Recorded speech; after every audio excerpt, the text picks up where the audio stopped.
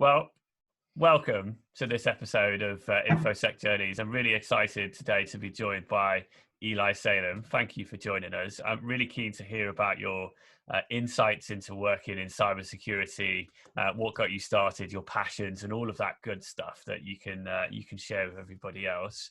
I'd love you to just give a quick introduction, who you are, where you're working, and what area of cybersecurity you cover as well. So first of all, thank you for having me. So I'm a security analyst and a threat hunter at Cyberism. My expertise and passion are mostly about malware analysis, reverse engineering, and threat hunting. So yeah, this is my daily job, basically.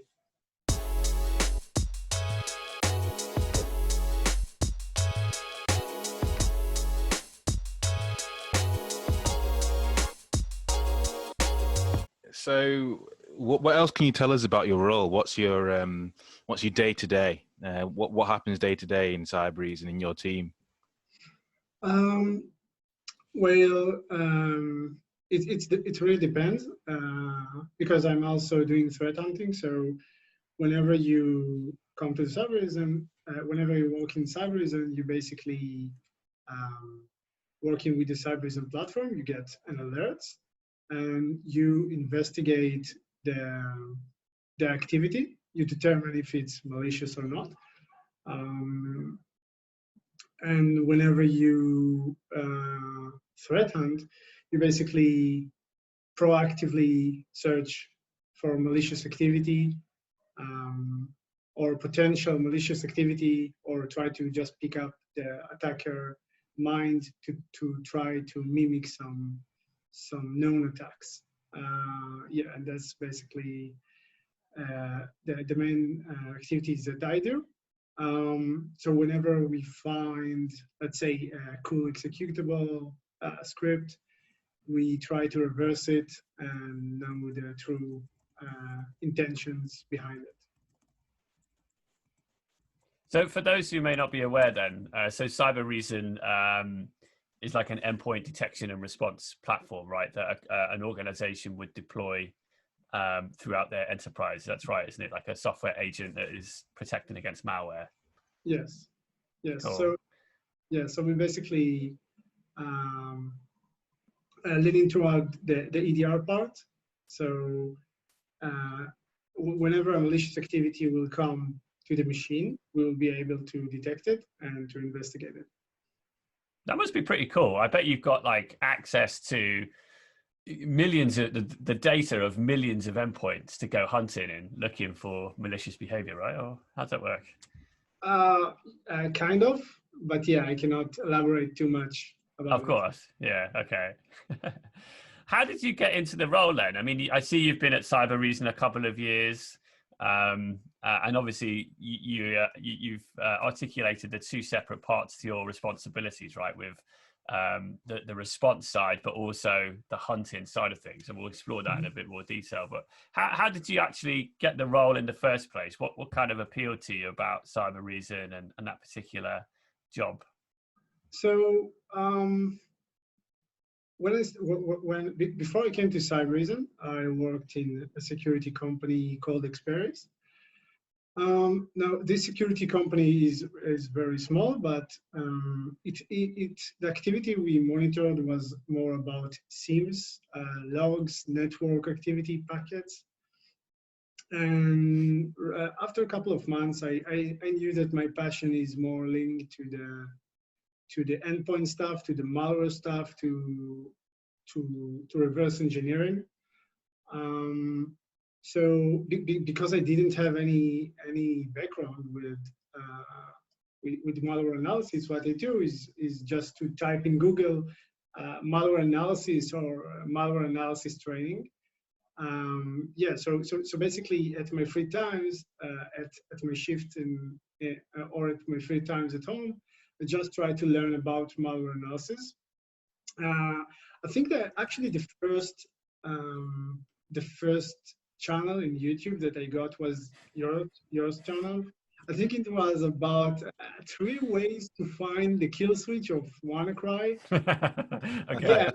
So I remember I saw this video like time after time after time, and just Google whatever I don't know. Another video that I really liked was some 5 awesome tools about behavior analysis. I think one of the tools that I actually use until today, I think most of us in Cyberism really like it, was Network Monitor, Microsoft Network Monitor. Really Yeah. good tool. And the beauty about it is after you find one channel that enrich you about your goal, let's say malware analysis, you learn to find another channel because you already know what to search. Another channels that really enriched me was OA Labs, hash reset, malware analysis for hedgehogs. For those of you who want to learn about mobile, Medistone is a great security researcher. So after I gained some knowledge about it, I really came to Cyberism and I got in. And yeah, towards the time, I learned way more than I knew. And I also started to do threat hunting, which is a completely different mindset. I had the privilege to do SANS 610 course, which is also a great course. And yeah, that's basically kind of the story about how I came to a company, to Cyberism without an actual experience, let's say, in reverse engineering. That's awesome. I think you know, the self-learning, the discipline to go and, you know, it's so embarrassing that you bring up my YouTube channel. I promise you and everybody else that this is not staged. There's like an advert for my YouTube channel, shamelessly. However, I'm really pleased that you brought it up. Thank you. But the kind of the mindset there of, you know, you don't have a forensic 610 course, the GREM, but you go for a role which is all about, you know, threat hunting in the malware space. What does that look like then? So when you were going through the interview process with Cybereason and stuff, were they interested in certificates or were they interested in your skills and experience? So I think it's different because in Israel, I think the mindset is different a bit in Israel from what I know or experience. I think in Israel, people want to know that you know, instead of, hey, do you have some certificate to prove me that you know? Because they will come and ask you questions. I don't know if it's the same in other places, but if you're really good at what you're doing, or if you have the right knowledge, you will get in, because people want to know if the man they're going to hire is capable of understanding this work. So for me, I didn't require to have any certificate. However, I was a computer science student, but that did not play any role for me, at least, to get in. So that's interesting. One of the things that we talk about a lot before the creation of this kind of netcast series is how do you get into these type of roles? Do I need to go to university to learn this? Do I need to Google it, like you said? And do I need to watch Colin's YouTube videos, which is probably something it's quite important. But so, you know, what I find really interesting is that you've done a formal education in computer science, but what you just said there, it played no part in you getting to Cybereason. So I find that quite interesting. But there's got to be, you know, you must have a natural interest in how things work, and that's how, you know, that's how I got into cybersecurity. I want to understand how things work. So would you say to our listeners that should they go down that formal education route? I mean, is it? I know it's not right for everyone, but was it right for you at the time? I will tell you what. I will separate it to two cases. One, if you are passionate and dedicated. Now, people with great passion and great dedicated will manage to close that gap. Now, when I first try to reverse engineer, or let's say put a malware executable in the debugger. Now, I do some of the theoretical stuff, because whenever you encounter malware,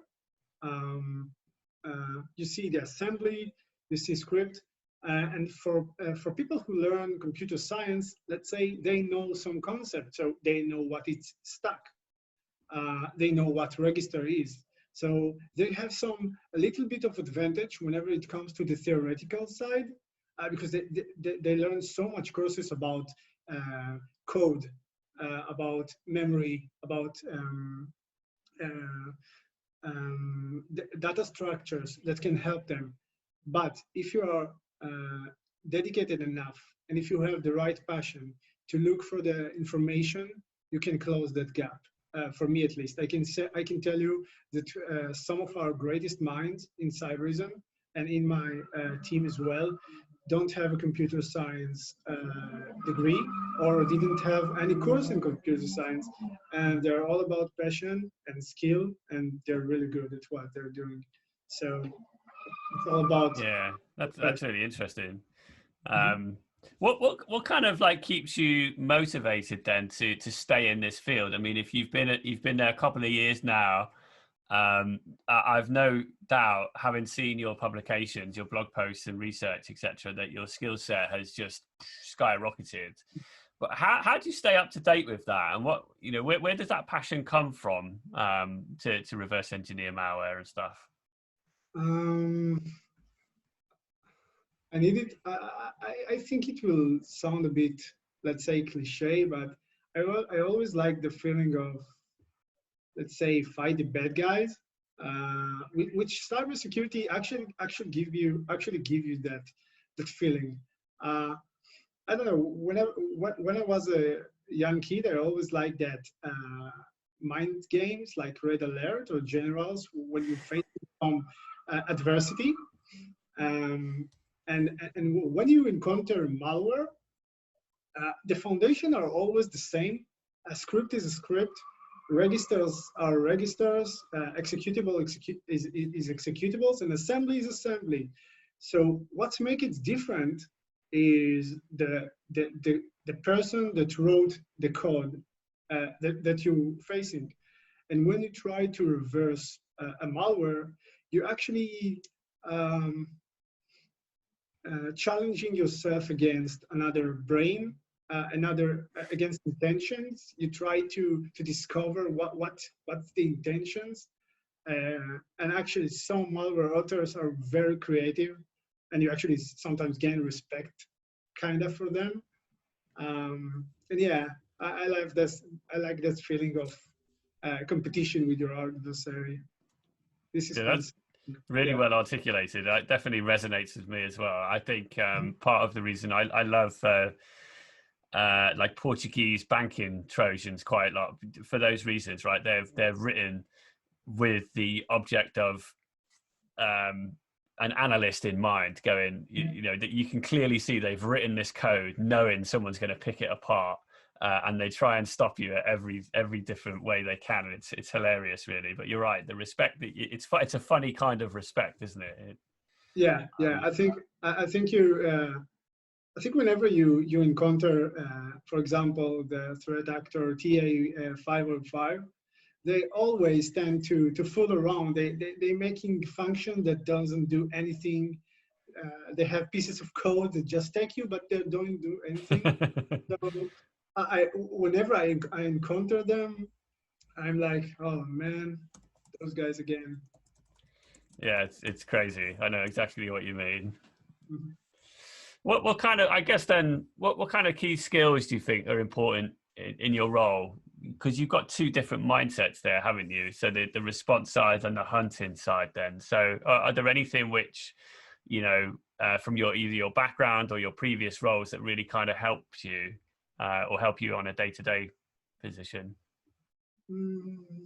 I would say maybe the word that I already said, but passion and dedication whenever it comes to solving your problems. Don't give up, even if it's hard.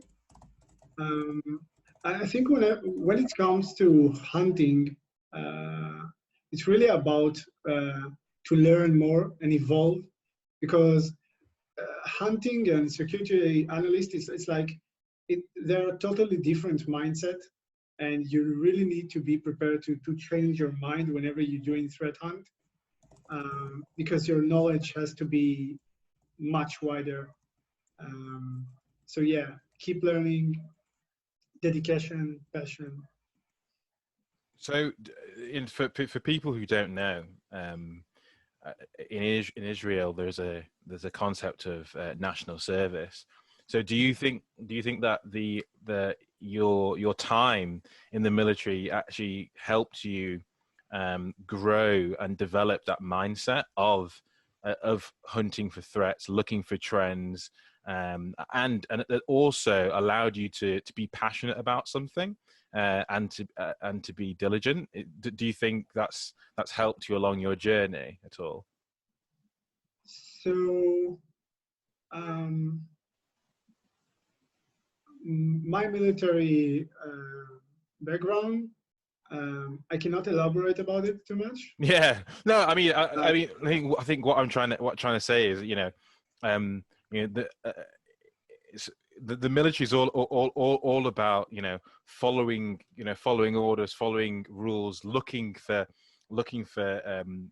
problems and creating solutions, or and actually being very regimented and diligent. So do you think that type of soft skills that you would have learnt in national service, have you been able to cross skill and apply that to your now professional life? I think I will say yes, because let's say the military in Israel, when you're doing military, you're facing a lot of challenges. And you really have to evolve. I can say I'm not the same person who entered the military. I'm not the same kid. It's my personality evolved, became more rougher, let's say. So I will say yes. When you have an environment that forces you to open your mind, to evolve, to face your challenge, I say it will help eventually in your life. What about the, I guess, I mean, we spoke about this earlier offline, I guess, is around the level or the standard of cybersecurity expertise, especially in Israel, right, is so high compared to the rest of the world. So when you're, applying for a position at a global organization like Cybereason, who, offices all over the world, etc., what's the competition like? How do you kind of separate yourself to break into that kind of position you're in now? So yes, we need to understand that cybersecurity is very, let's say, strong thing in Israel. The army produce a lot of good security analysts, a lot of good security minds in Israel. And the competition is always, I always say that an entry level in Israel is feel a lot more than an entry level in other places, because the competition is different in Israel, because there is a lot of security people that gain 3 years of knowledge from the army. The positive thing is that if you find yourself in a place when you're surrounded with a lot of people with great experience from the military, you have a lot of mentors, basically. So I was very fortunate to have really amazing, great mentors that were very important people in their security, in their military service. So there is bad side, but there is good side too. Yeah, I guess the average of the people you surround yourself with. Yeah, very good. Sorry, Ash, you were going to say something. No, yeah, I mean, it is interesting. I think from my kind of like personal journey is, I think most people would agree, is to get good at something, you almost have to surround yourself with people that are also interested in the same topic or better than you. So it's interesting to have that type of methodology or working environment as a country, not just as like pockets of people, but everyone wants to be better than everyone else. So and if the country's desire is to be really good at cybersecurity, then that's everyone's goal. So it's really interesting to have it as a whole nation. And yeah, you know, Israel has developed some amazing technologies. Anything that I see, I have the fortunate ability to look at new technologies, week in, week out, and speaking to new vendors. And every new vendor I speak to, they're headquartered in Israel, because you're just, creating amazing technology. So it's good. It's amazing to see. So I think turning it on its head is, Israel's fantastic. They're known for their technology skills.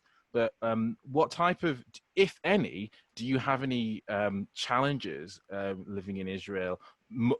Beyond the competition, is funding a problem? There's obviously not a skills shortage. But yeah, what type of challenges do you personally see getting into that industry?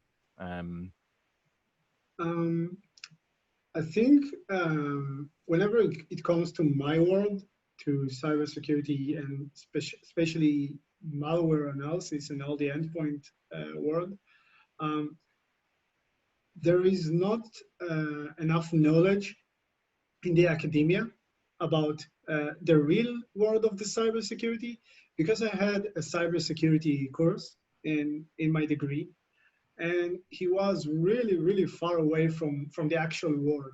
So it doesn't really prepare you to the actual, let's say, interview for your first job. It can give you some good background, but not real value when it comes to the job you're going to do. So a lot of the time, people have to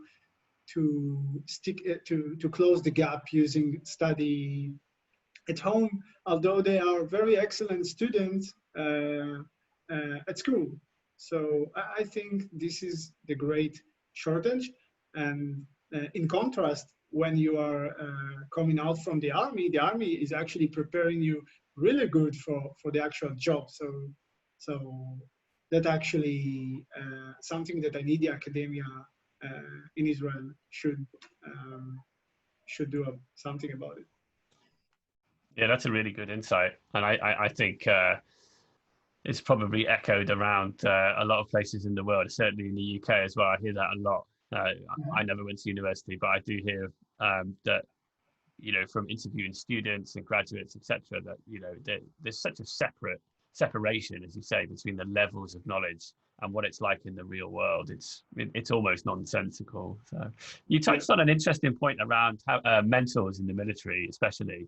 I guess for those who are working in the industry now, or alternatively people who are looking to break into the industry, how important do you think having a mentor, either a technical person who's going to develop your technical skills, or alternatively someone who's just going to help influence you and build you as a person, and give you some like relationship skills, that kind of thing? How important was that for you, and do you think that would be for other people? I think for me it was very important, because for me I can say until now I have like very amazing good people, like very two mentors that I really like to talk whenever I have a question or just a technical problem. And I think it's good to have like the technical guy as a mentor, but also the guy that guides you how to develop yourself and how to look at the things in the way you should look. I think having a technical mentor will help people to close the gap really quick. Then they just need to Google it, because if you have a guy near you that just, hey, give me the mouse, you need to do 1, 2, 3, and that's it, and can actually give you the theoretical part about it and why he thought like this, I think it's very beneficial. For me, at least, it was. And I think one thing that I see that people lack is theory, because people always tend to think technical. Okay, I want to use the procon, or I want to use the debugger, but don't really have the right theory about what is a process injection. So I think this, whenever you have a mentor, it can close those gaps for you. What, I guess on that same kind of note then, what kind of tips would you give somebody who is looking to break into the industry? Like, they don't have a role at the moment, maybe they're fresh out of university looking for their first entry-level role into security. What kind of advice would you give them approaching you know, a new company for a security analyst kind of role? Okay, I will take it to when we're speaking about the tactical, always passion, dedication will do the job. And of course, you need to know what you love. And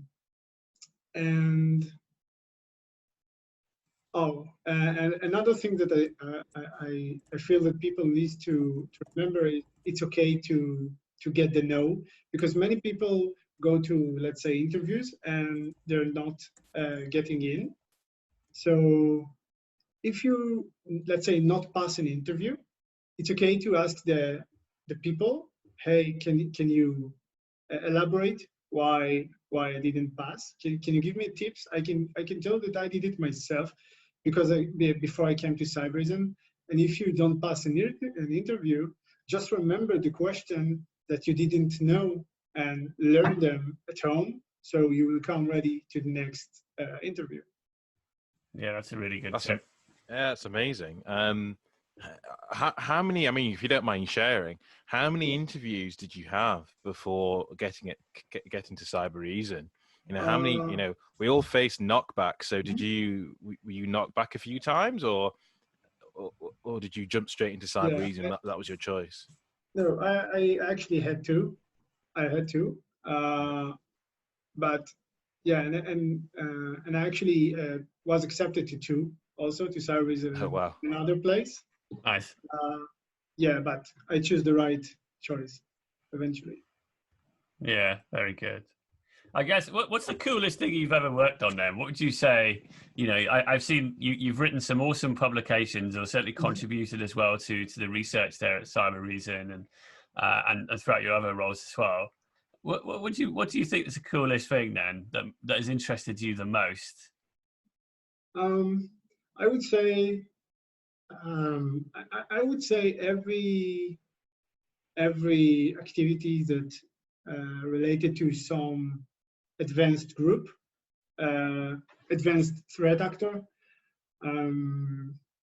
because all of them has their uniqueness, all of them has their mindset, their creativity, their tricks, and it's always fascinating to see their ways to get those things, and how much they want to wait to get those things.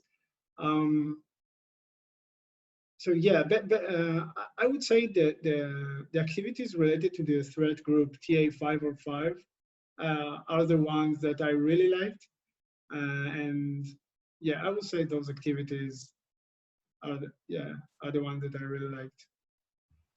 Yeah, no doubt they're watching. They're probably watching now. Yeah. So you write publications now. You build a personal profile. So one of the things that I learned from kind of my mentors in the industry, and you know, Colin being one of them, is personal brand and personal profile is really important within cybersecurity. Because it's the only way to actually rise above the noise or the crowd. So how did you start building that personal brand? Or when was the first time you actually thought, okay, I need to do my own content, or at least I need to write something while I'm here, or do podcasts, or be involved within the community? Like, how did you get to that stage? Actually, I didn't knew. I just entered to some people I knew. and try to and saw, hey, this looks nice, so I will just do it with myself too. So yeah, I didn't have any guidance or how to create my LinkedIn page. I just went to some security personnel, saw how they do it, and if I like it, I just do it myself too. Nice. I mean, that's cool. I think it's having at least following something that's good. It kind of helps as well. So with that, what's new for you? So what's next? So you're doing threat hunting now. Do you have a goal? Is there something that you're pushing towards? Is there a title that you want that is in touch for you? I mean, you don't have to say. If Cyber Reason are watching now, or they're listening and they're saying, "Oh no, we're not letting him do that." We're gonna keep him. I think the right title for me will be the ones that give me the most satisfying to my passion. Yeah. If I'm having fun, it's the most important things for me. Yeah, I will sum it like this. I had to have fun, Yeah. and that my passion will be satisfied. Oh, that's good. So you're not in it for the money then. You're Yeah. okay, brilliant. So you're here for the passion and the fun. I don't think anyone reverse engineers malware for the money. Yeah. Yeah, I think in life, if you're doing something only for the money, you shouldn't do it. It's not the right place for you. Yeah. Mm. Well, Yeah, that's nice. cool. It's nice. It's nice to see that your passion is also your career, because there's many people that don't have that. They have their passions and then they have their bill-paying careers. So that it's rare. It's honestly quite. Cybersecurity is a really interesting sector, because you can do that. You can have that passion that it pays your bills, but that also keeps you interested and intrigued and driven every single day. So it is really amazing to hear you say that. So cool. I think it's been really good speaking to you and trying to understand a little bit of your mindset. So I've really kind of enjoyed your discussion. So I do want to play a little game with you though, first off, before we let you go. So our little game of buzzword bingo. So we got a list of words which are kind of cyber / technical / amusing for me. That I'd be interested to know what the first thing is that comes to mind if I fire a few of these at you. So some of them would be weird. But Ashley and I don't think we've actually done this, but I've certainly done it in my own spare time, and I find it quite difficult. Yeah, so I do as well. So best of luck, but it's meant to be fun anyway. So you ready? Okay. Yeah. All right. APT. Oof.